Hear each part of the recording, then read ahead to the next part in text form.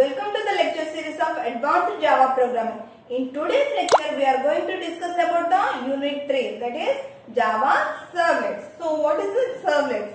So, here these are the topics that will be covered in the Unit 3. What is that? Introduction to the servlets, life cycle of the servlet, JSDK of the servlet API, the Java Servlet package, reading the servlet parameters and reading the initialization parameter and the Java Servlet HTTP package.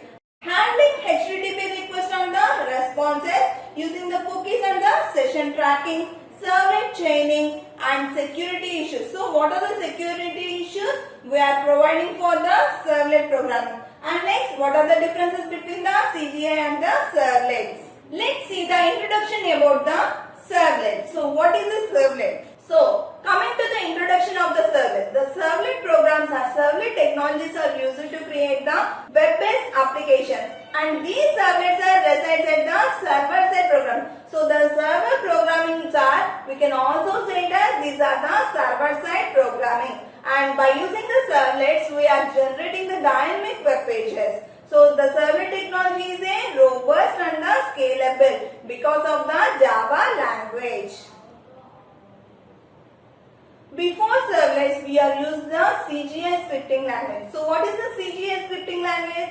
Common Gateway Interface. And this scripting language was popularized as a server-side programming language. But there was many disadvantages of the CGI technology. So we will discuss it later. And in this servlets, we are having many number of interfaces and the classes, and they are grouped in the servlet API. For example, servlets, generic servlet, HTTP servlet, servlet request. These are some examples for the servlet classes and interfaces, that is servlet APIs.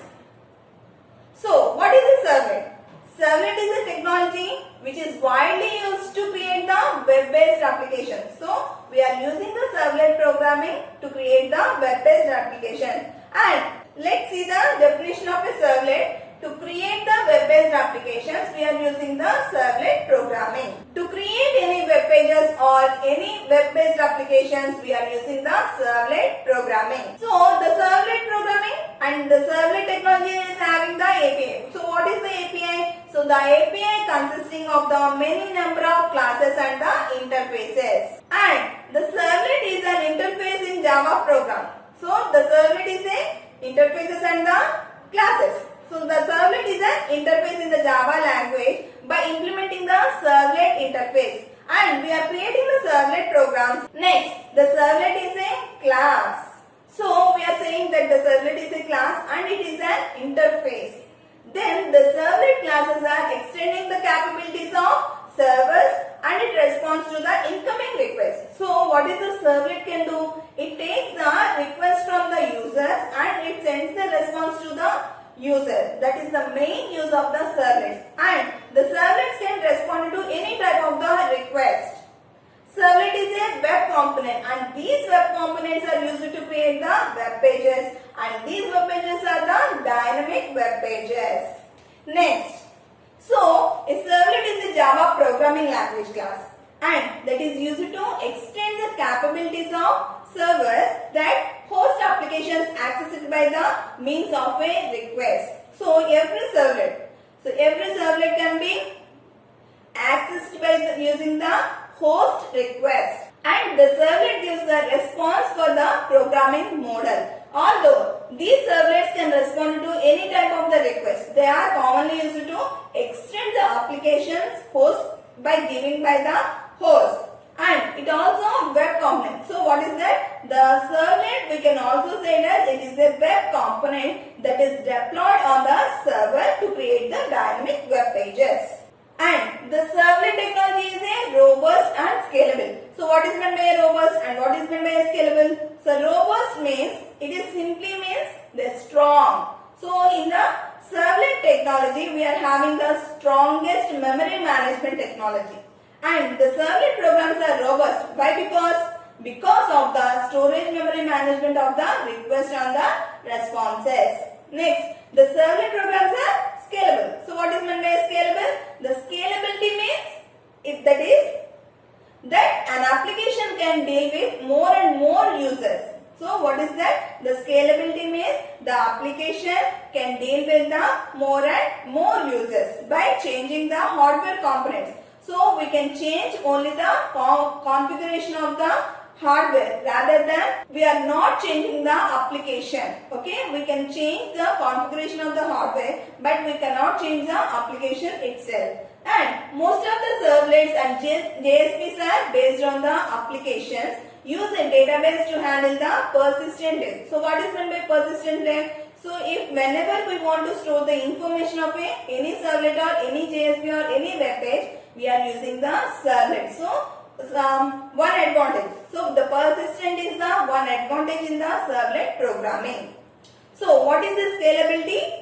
The scalability, there is a change in configuration of a hardware but not in a application. So the servlets are robust and the scalable.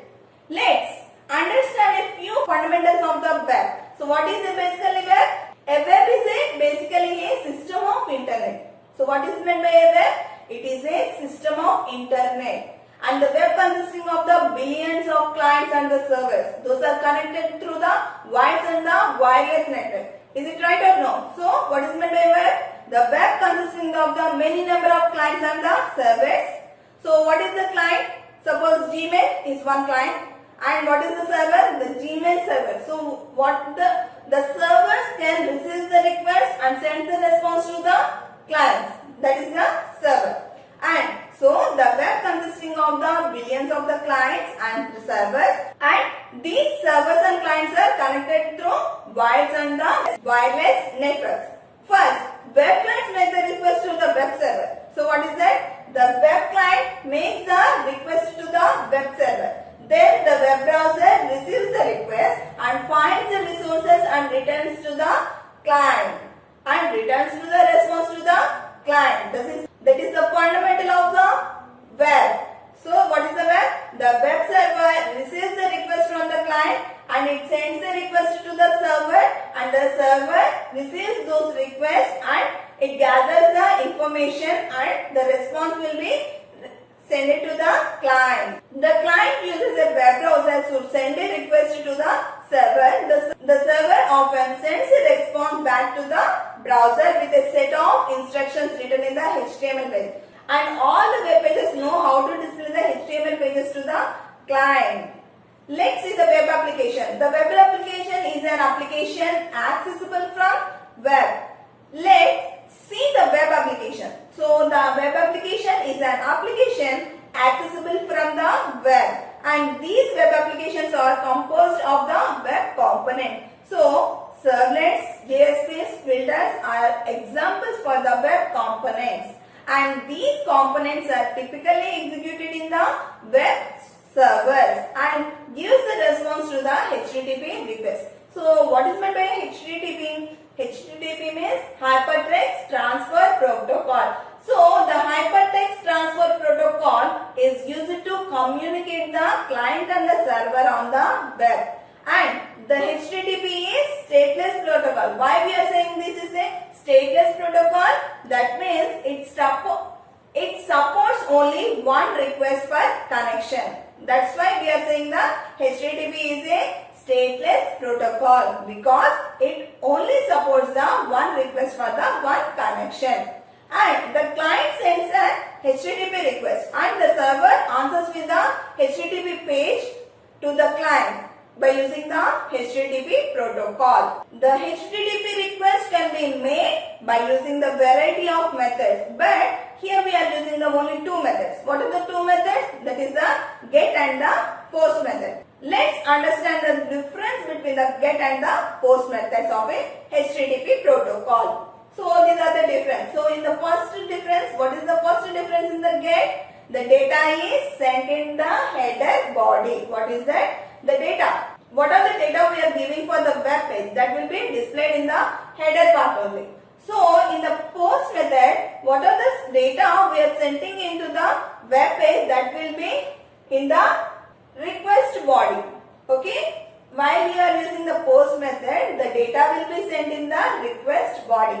And here the get method, we are we are restricted to limited data transfer. So we are transferring the limited amount of data. In the post method, we can send the or receive the large amount of data, and we can transfer the data in a large amount of data, and it is not secured. So the get method is not secure. Why the get method is not secure? Because of the data will be displayed in the header body, and the data will be limited amount of data. Okay. For that, the get method is not secure. And in the post method, it is completely secure because we are giving the data to the request body.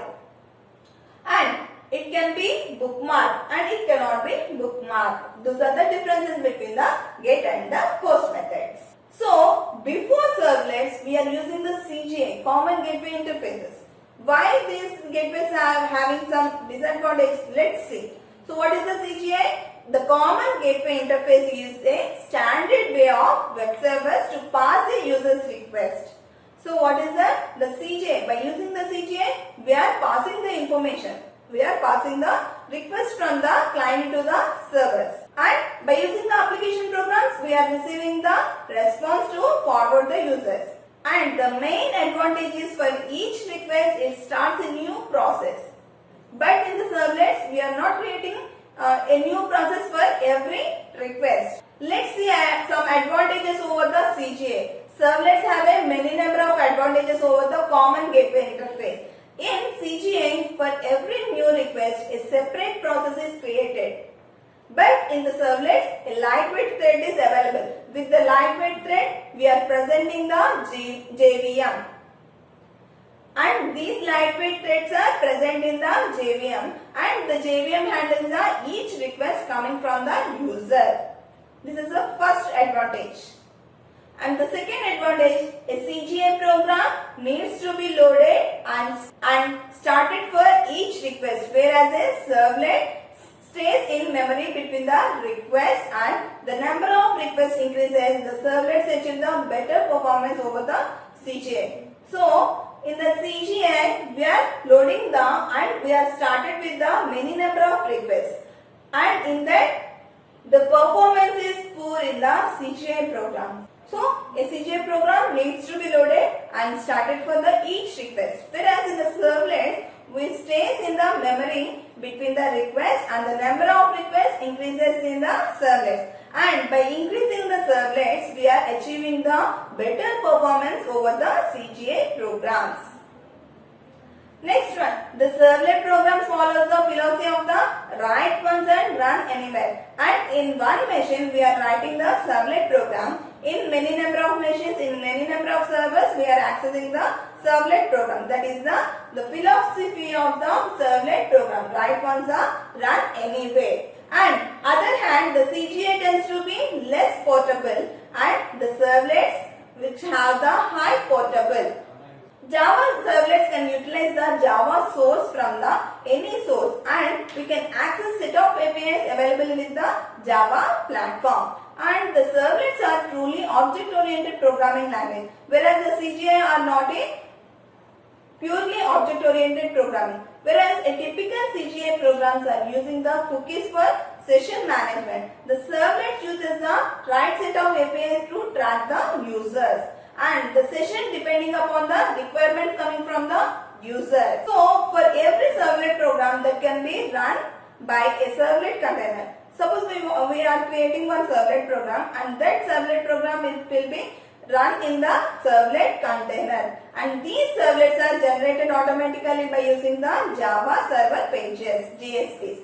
And we are having the another advantage of the servlet is forward request. So what is meant by forward request? So the forward request is the servlet programs are used to forward the request from the users. What is the forward request? The servlets are used to forward the request from the user to the servers. And the servlets are used in the conjunction with the JSPs in a pattern called Model 2. So the Model 2 flavor is which pattern? That will be in the MVC patterns. Model View Controller pattern. Here in the servlets, we are using the Model 2 architecture. So there are some advantages of the servlets over the CGI. Let's see the some disadvantages of the CGI. So we are having the many number of problems in the CGI. Those are, in CGI, if the number of clients increases, it takes more time for sending the request. So in the CGI, we are sending the many number of client requests and it takes a large amount of time to send the response to the client. And in CGI, we must create a new process for every new request. But in the servlets, we are not creating the every new, and the web servers have the limited the start process. So in the CGIs, we are having the limited amount of the starting processes. It uses platform dependent language. That means the web application gets changed by the platform, that is platform dependent. These are some disadvantages we have in the CGIs. Let's see the internal process of the CGI, Common Gateway Interfaces and the Servlet Programming. So this is the process of the CGI. So for every request, we are creating one process.